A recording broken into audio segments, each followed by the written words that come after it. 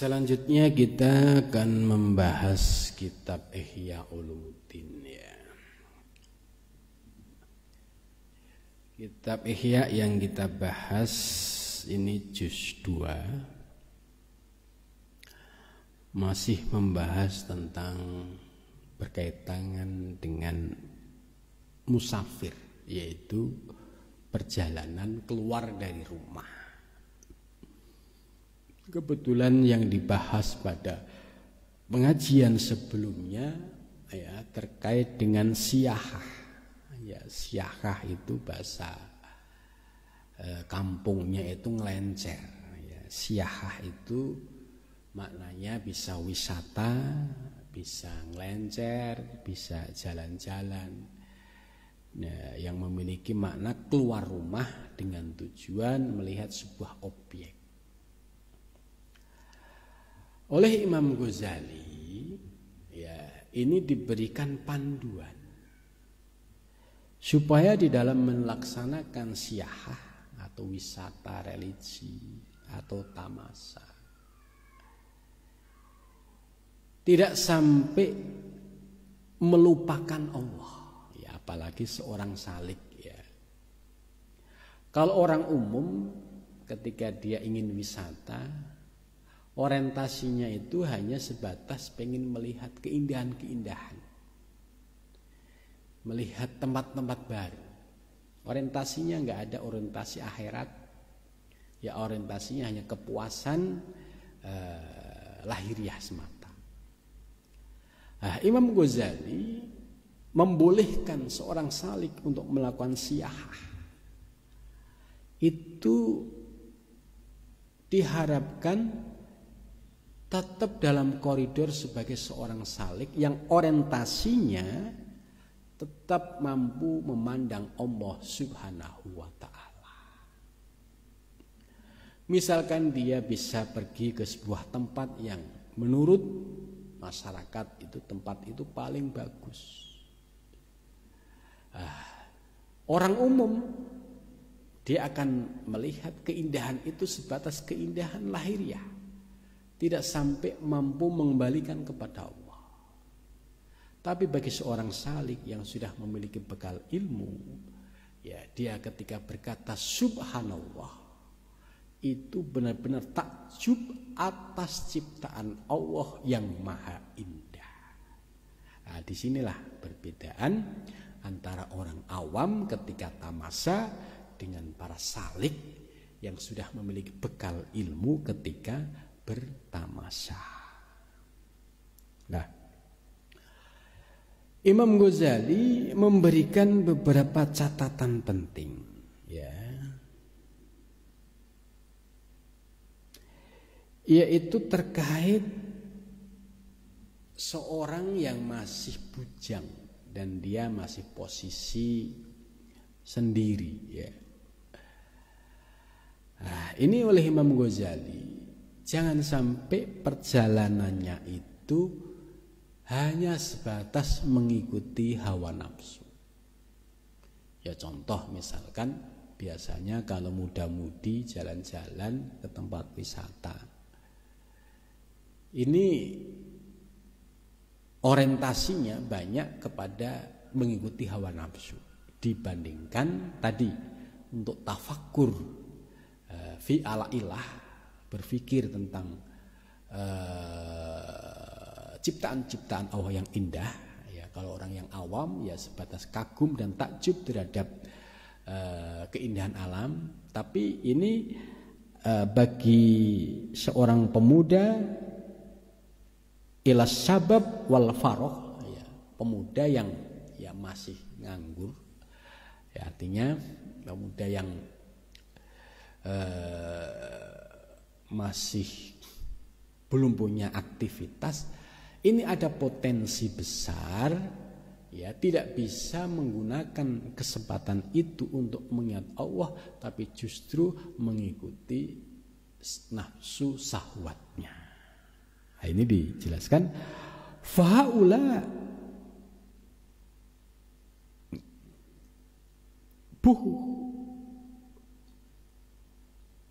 dhuwah fa inna wa ta'ala yabghadu asyab al-faruq. Itu justru mendapatkan murka dari Allah Subhanahu wa taala, ya. Walam yahmiluhum ala siyahah ila syabab. Jadi tidak ada yang mengalami, ya, sebuah kejadian, yaitu ketika sedang siyahah yang orientasinya hanya mengikuti hawa nafsu, yaitu lazimnya dilakukan oleh, ya, seorang pemuda. Maka Imam Ghazali di sini memberikan penekanan yang sangat serius. Ya, kecuali illa man safara li hajjin, kecuali sekalipun dia pemuda, tapi kalau dia melaksanakan haji, yaitu sulit untuk nafsunya itu bisa muncul keluar kemudian mengikuti seleranya hanya untuk memuaskan hawa nafsu. Itu potensi itu kecil ketika orang sedang haji atau umroh, karena suasananya adalah suasana ibadah. Tapi kalau suasana siyahah, suasana wisata, ya, ini bagi seorang pemuda ini sangat riskan sekali menurut Imam Ghazali, karena ada potensi lebih dominan mengikuti hawa nafsu daripada untuk ingat kepada Allah Subhanahu wa taala. Kecuali, ya, seorang pemuda yang dia melaksanakan perjalanan untuk ibadah, ya, baik itu ibadah haji maupun umroh. Nah, itu potensi nafsu untuk belok mengikuti hawa nafsu itu sangat kecil.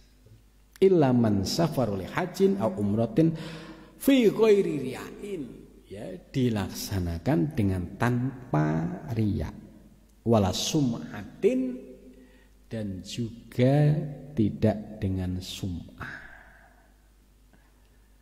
Ini catatan kritis Imam Ghazali. Mungkinkah, ya, perjalanan haji dan umroh saat ini itu bisa terbebas dari riya dan sum'ah? Karena semua sekarang, ya, bisa diposting segala aktivitasnya. Nah, terkait ini, ya, kembali lagi kepada niatnya. Ya, kalau tujuannya hanya sekadar untuk riya, pamer, lebih baik ditahan.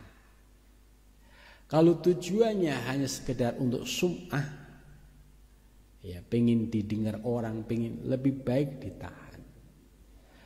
Tapi kalau memang ada sisi lain untuk, ya, dakwah, untuk menyemangati yang lain, benar-benar hatinya bersih, ya, tidak ada niatan-niatan lain, ya, itu ilatnya sudah bisa dibersihkan. Tapi kalau belum, ya, menurut Imam Ghazali lebih baik jangan, ya, itu. Au safaru li musyahadati saikhin, itu. Atau seorang pemuda yang dia pergi datang untuk menyaksikan sebuah syekh. Ya, contoh, ya, dari Jawa Timur ke Jawa Tengah, atau dari Jakarta ke Jawa Tengah atau ke Jawa Timur, atau ke wilayah-wilayah lain untuk sowan kepada seorang syekh yang dikenal itu alim, alamah, yang dikenal itu seorang mursyid misalkan. Ini boleh saja. Kenapa? Ya, tadi bihi ilmihi, karena akan memiliki potensi positif, ya. Misalkan datang jauh-jauh sowan kepada seorang kiai, aura positif kiai itu pasti akan memiliki efek, ya, kepada orang yang hadir, sehingga dia akan mendapatkan, ya, pencerahan ilmu, wa syairatihi, ya akhirnya paham bahwa syekh ini dulu dalam masa mudanya ya penuh dengan perjuangan gitu. Kemudian akhirnya bisa meneladani dengan baik gitu.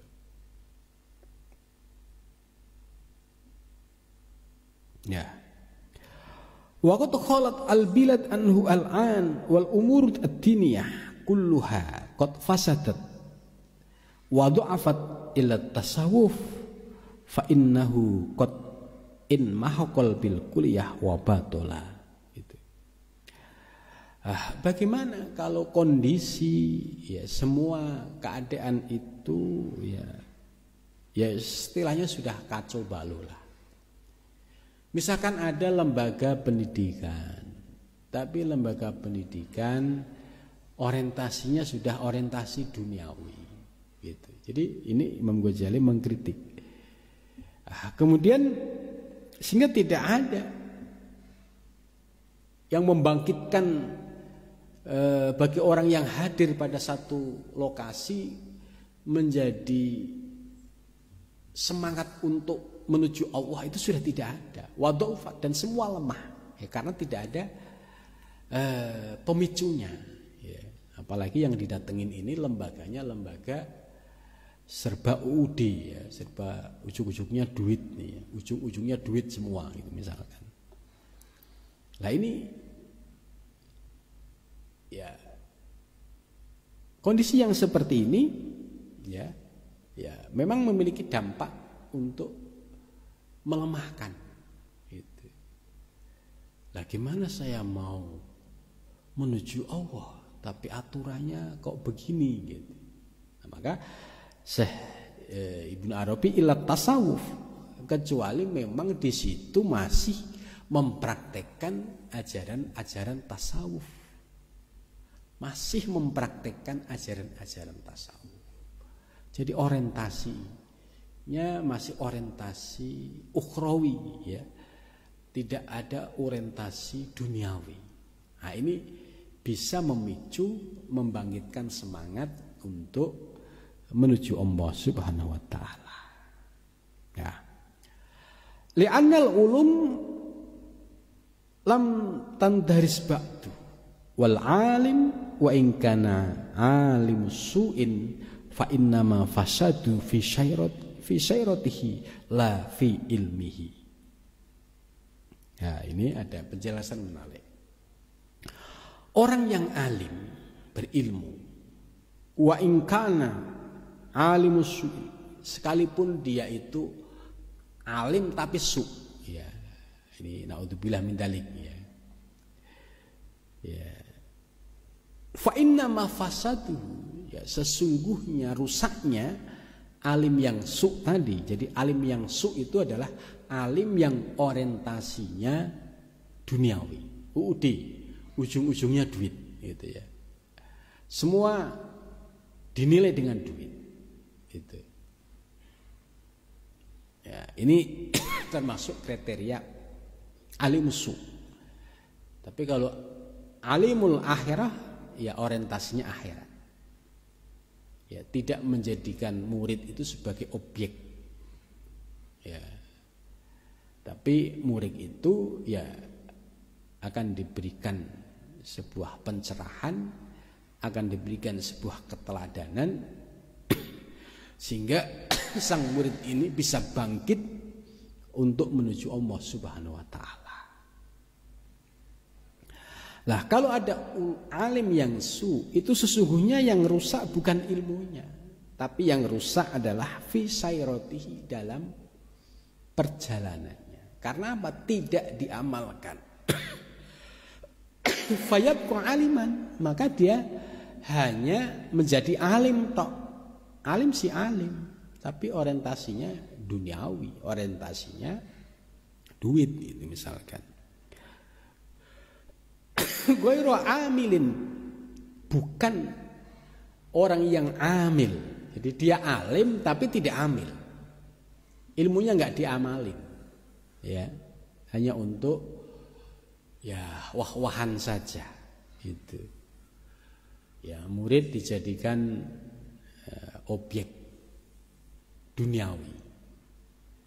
Ya, ini yang dikritik keras oleh Imam Ghazali. Maka ilmunya hanya sebatas berhenti di ilmu. Orangnya sebatas disebut sebagai alim, tapi alimnya ghairu amil bi ilmihi, yaitu orang alim yang tidak mengamalkan ilmunya. Ini naudzubillah min dzalik.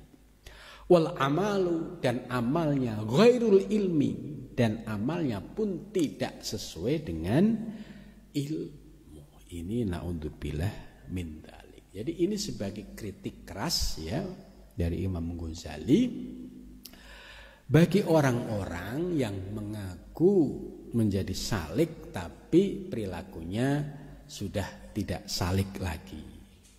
Orang yang ngaku belajar tasawuf tapi ya sudah tidak bisa mengamalkan ilmu dan ajaran tasawuf lagi.